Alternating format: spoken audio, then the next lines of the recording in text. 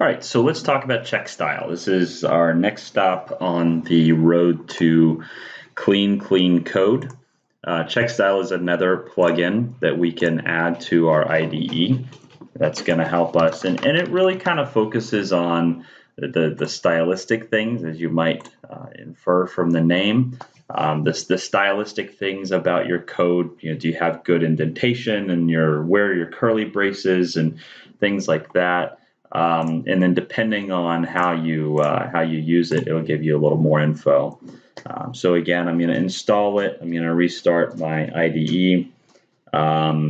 When you're doing this stuff, you don't have to install one at a time. You could just install all three of these plugins and restart your IDE once, and then you get the whole analysis and you see everything that needs to be seen. So it'll save you a couple of minutes there. So we got this back up and running, and I've got check style installed. And the first thing I'm going to have to do is I'm going to go into settings. You'll see previously we just had find bugs down here. Now we've got a little menu item, a little collapsed menu item where we got check style. I'm going to choose sun checks. Okay. When you first install this, it might not be by default.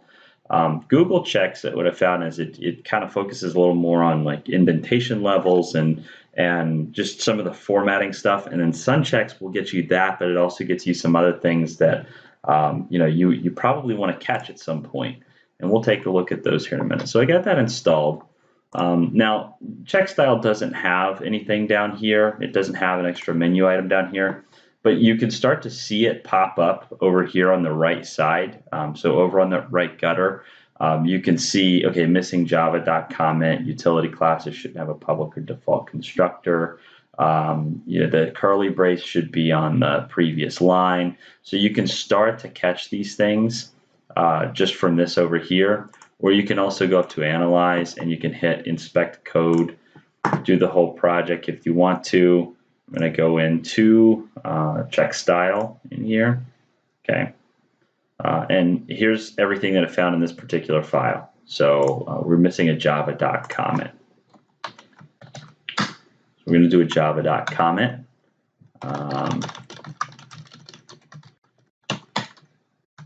Add that in there. Okay, so we got that taken care of, right? We got a java.comment. Let's inspect code, do the whole project again. Back up to check style. All right, so that one kind of dropped off, but now we don't have a java.comment here.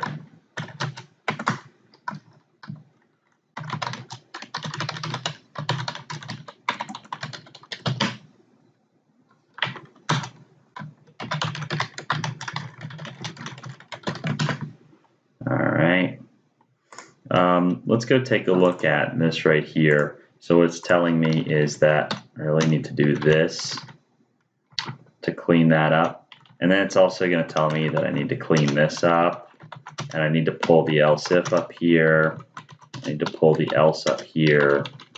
And then the catch needs to be pulled up here.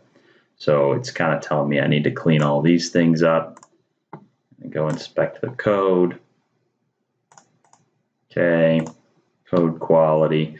All right, so we still got a couple of things up here. I'm not really going to deal with these for the purposes of what we're doing here because we're just writing a real simple main method that we're going to run.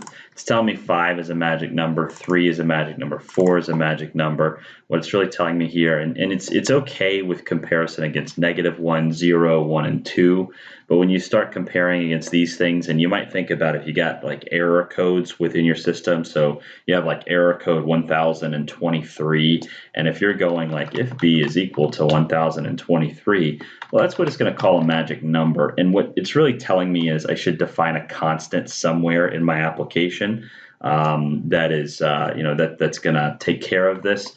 Let's try to go up. You know what? We're probably just going to leave these here for now. We're going to accept this, but just know that it's going to throw this up at you. You're going to have to make a decision about whether you want to deal with it, you want to leave it. In general, it's going to be your best practice to go define those as constants somewhere. And then it's going to come here and it's going to go, oh yeah, this doesn't really match the pattern that it should match. So what I'm going to do is I'm going to use IntelliJ to refactor this, and I'm going to change it to my variable right there, and it's just going to refactor the whole thing. So everything's going to come in. And then here it's telling me that my line is longer than 80 characters. I'm not really worried about that. We're just going to let that go the way it is. So we're not going to be 100% clean on this stuff. We're going to kind of accept some of these things and just kind of let them go for the purposes of this. And that's your prerogative. If you're going through here and there are certain things that you're not worried about, then you can choose to ignore them. You can choose to overlook them and really focus on the things that are most important. But that's check style. So we're one step closer to cleaner code. The formatting's a little better. We've identified a couple of things that maybe we'll fix later on, where we plug some constants in here. We've got our Java docs in there, so it's really going to hold our feet to the fire on that. I don't know how many times I've seen code that just has no Java docs whatsoever. So it is a nice little reminder in there to go, hey, you just added a method. Don't forget to put some Java docs in there just to tell people what it's supposed to do. All right, so cool. The next thing we're going to do is sonar len. So stay tuned for that.